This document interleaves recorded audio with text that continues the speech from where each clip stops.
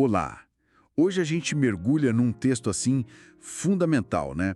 O primeiro capítulo do Evangelho de João, versão ARC. A ideia é explorar juntos os pontos centrais, os eventos que já dão o tom logo de cara. E começa de um jeito impactante, versículos 1 a 5. A ideia do verbo.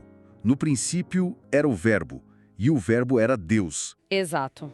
Esse verbo, que a gente pode entender como a palavra, a razão divina, né? Isso. É apresentado como o agente da criação, fonte da vida, e essa vida é a luz dos homens.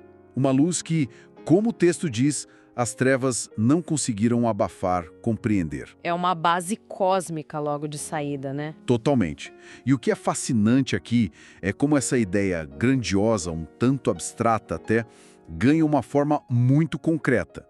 Versículo 14.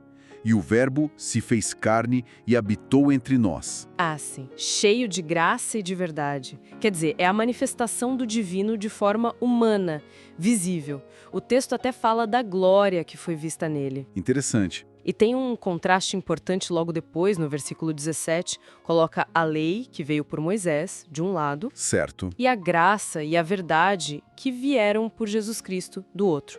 Sugere, tipo, uma nova dinâmica, né? Uma nova forma de se relacionar com o divino. Faz sentido. E como essa luz chega ao mundo, então? Aí entra a figura de João Batista.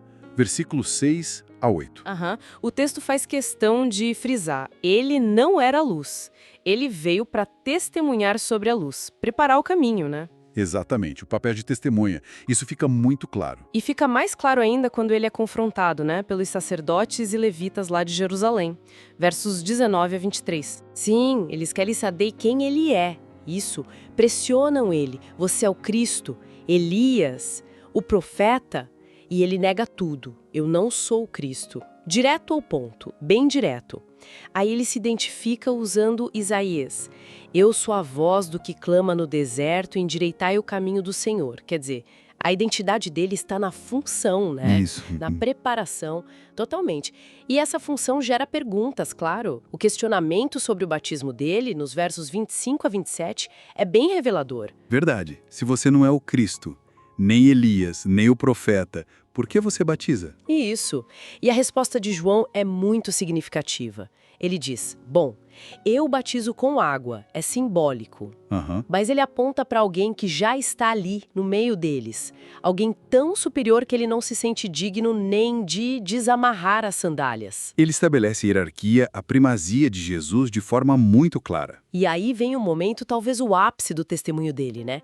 Quando ele vê Jesus. Sim, e o identifica publicamente. 2 vezes ele fala, versos 29 e 36.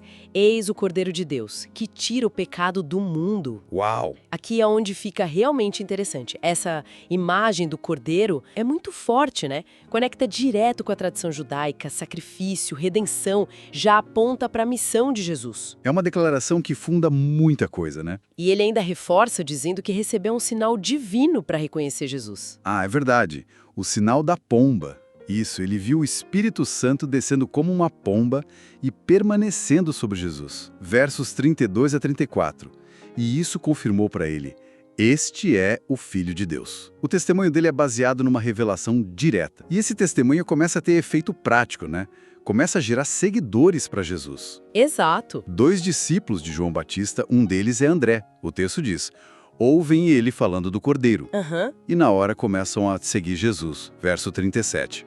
É quase imediato. Sim, o impacto do testemunho. Aí o André é super empolgado, encontra o irmão dele, Simão, e a notícia é: achamos o Messias, o Cristo esperado. Que momento! Ele leva Simão a dar Jesus, e Jesus olha para ele e já o renomeia Cefas, que quer dizer Pedro, rocha. Versos 40 a 42. O grupo começa a se formar ali. É uma dinâmica bem orgânica, né? Um leva o outro. E continua no dia seguinte. Jesus chama Filipe, Isso. que era da mesma cidade de André e Pedro. E Filipe, por sua vez, vai atrás de Natanael. Versos 43 a 49. Ah, Natanael. Aquele que duvida no início. Exatamente. A reação dele é de puro ceticismo. De Nazaré. Pode vir alguma coisa boa de lá? Um preconceito bem claro. comum, né? Sim. Só que esse ceticismo evapora quando Jesus fala com ele. Jesus diz que o viu debaixo da figueira, antes mesmo de Filipe o chamar. Um conhecimento íntimo sobrenatural. Isso.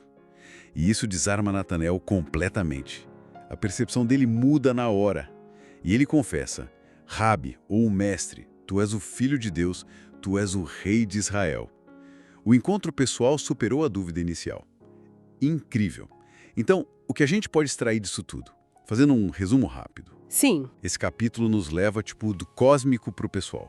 Começa com a natureza eterna do Verbo, Lá no princípio. passa pela encarnação dele em Jesus, mostra o papel crucial de João Batista como essa testemunha que prepara e aponta, e aí a gente vê os primeiros passos na formação do grupo de seguidores. Gente atraída pelo testemunho, mas também pelo encontro direto, né? Perfeito. E o capítulo não termina aí, né? Ele fecha com uma promessa de Jesus para Natanael, que é bem enigmática e grandiosa. Verso 51. A promessa dos anjos. Vereis o céu aberto e os anjos de Deus subirem e descerem sobre o Filho do Homem. Lembra muito a escada de Jacó, lá do Gênesis? Sugere que Jesus é essa conexão viva, a ponte entre o céu e a terra. Uma imagem poderosa para fechar o capítulo. Muito. E nos deixa com algo para pensar, né? Uma reflexão que sai direto do texto. O que essa imagem final dos anjos subindo e descendo sobre o Filho do Homem sugere sobre o tipo de acesso, de conexão dinâmica entre o divino e o humano que ele representa. O que isso já revela sobre quem ele é e o que ele veio fazer logo nesse começo.